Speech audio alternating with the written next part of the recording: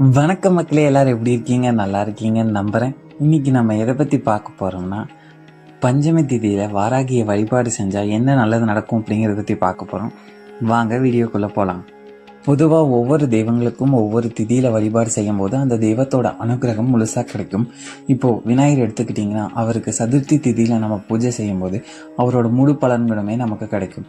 அதே மாதிரி கந்தனுக்கு சஷ்டி, அதே மாதிரி தான் நம்ம அன்னைக்கு வாராகி தேவிக்கு பஞ்சமி திதியில வளர்ப்பிரியா இருந்தாலும் சரி, தேய்பிரியா இருந்தாலும் சரி, அந்த திதியில நம்ம தேவிய மனமுருகி வேண்டும் போது நம்மளோட கஷ்டங்களையும் நம்மளோட பிரச்சனைகளையும் தீர்த்து செல்வங்களையும் சந்தோஷங்களையும் வாரி வாரி அன்னை கொடுப்பாள். அந்த ஒரு நாள் தான் நாளைக்கு 6ஆம் தேதி மத்தியானம் 1 மணியிலிருந்து 7ஆம் தேதி சாயங்காலம் 3 மணி வரைக்கும் பஞ்சமி திதி இருக்கு.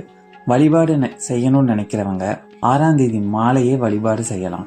பஞ்சமி திதி ஆரம்பிக்கிற நேரத்தில் நம்ம பூஜை செய்யும் போது வாராகியோட முழு பலனுமே நமக்கு கிடைக்கும்.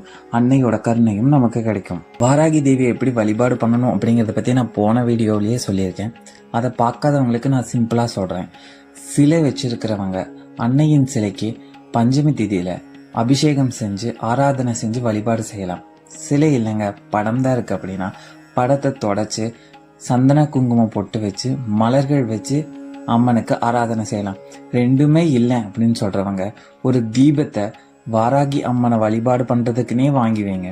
அந்த தீபத்துக்கு தீபம் ஏற்றி அதுல அம்மனை ஆவாகனம் பண்ணி வாராகி தேவியை வழிபாடு செய்யலாம். சரி, இதெல்லாமே பார்த்துட்டோம். அம்மனுக்கு ஏதாவது நெய்வேத்தியம் வைக்கணும் அப்படின்னு நீங்க ஆசைப்பட்டீங்கன்னா மாலை பூஜை பண்றதா இருந்தா, அதாவது 6ஆம் தேதி பஞ்சமி தேதி ஆரம்பிக்கிற பொழுது 6 மணிக்கு நீங்க பூஜை செய்யறதாக இருந்தா அப்போ உங்களால் என்ன செஞ்சு வைக்க முடியுமோ அதை செஞ்சு வைக்கலாம்.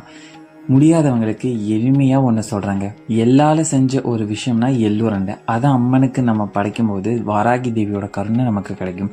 இல்லைங்க, 7ஆம் தேதி தான் நான் பூஜை செய்ய போகிறேன் அப்படின்னா காலையில் நீங்கள் கண்டிப்பாக சாதம் வடிப்பீங்க. அந்த சாதத்தை எடுத்து கொஞ்சம் நெய் விட்டு அம்மனுக்கு நெய்வேத்தியமாக படைக்கலாம். இதுவே போதுங்க. இந்த நெய்வேத்தியம் பண்ணி அம்மனுக்கு உங்களால் முடிஞ்ச பூவை அம்மனுக்கு சாத்தி தூப தீபம் காமிச்சு நீங்கள் வழிபாடு செஞ்சீங்கன்னா போதும். வாராகி தேவியோட அருள் கண்டிப்பாக கிடைக்குங்க. பஞ்சமி திதியில் வாராகி பூஜையை தவறவே விட்டுறாதீங்க. அன்னையோட முழு கருணையும் உங்களுக்கு கிடைக்கும். அதுவும் தேய்பிறை திதியில் நம்ம வழிபாடு செய்யும் போது நம்மளை சுற்றி இருக்க கெட்ட விஷயங்கள் அனைத்துமே போகும். வளர்ப்பிறை தேய்பிறைன்னு 2 விஷயம் இருக்குங்க.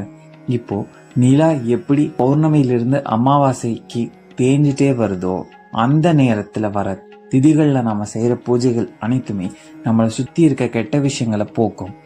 அதே மாதிரி அமாவாசையிலிருந்து பௌர்ணமிங்கும் போது நிலா எப்படி வளர்ந்துட்டே வருதோ அந்த வளர்ப்பிறை திதிகளில் நம்ம செய்கிற பூஜைகள் நல்ல விஷயங்களுக்காக செய்யணும். இப்போது பணம் சேரணும், சந்தோஷம் சேரணும் அப்படிங்கிறவங்க வளர்ப்பிறை திதியை பயன்படுத்திக்கலாம். இதே கஷ்டங்கள் தீரணும், கடன் தீரணும் அப்படின்னு நினைக்கிறவங்க தேய்பிறை திதியில நம்ம பூஜை செய்யும் போது கண்டிப்பா பலன் கொடுக்குங்க. இப்போ உங்களுக்கு ஒரு விளக்கம் கிடைச்சிருக்கும்னு நான் நம்புறேன். தேய்பிறை திதியில நம்மளோட கஷ்டங்கள் தீரணும், கடன் தீரணும் அப்படின்னு நினைச்சு அன்னையை மனமுருகி வழிபாடு செய்யுங்க. பஞ்சமி திதியில வாராகியோட முழு கருணையும் உங்க அனைவருக்கும் கிடைக்கணும்னு நான் மனசார வாராகி கிட்ட பிரார்த்தனை பண்ணிக்கிறேன். இந்த பதிவை பற்றி உங்களோட கருத்துக்களை கண்டிப்பாக கமெண்ட்டில் போடுங்க. அப்போ தான் நீங்கள் என்ன நினைக்கிறீங்க அப்படிங்கிறது எனக்கும் தெரியும்.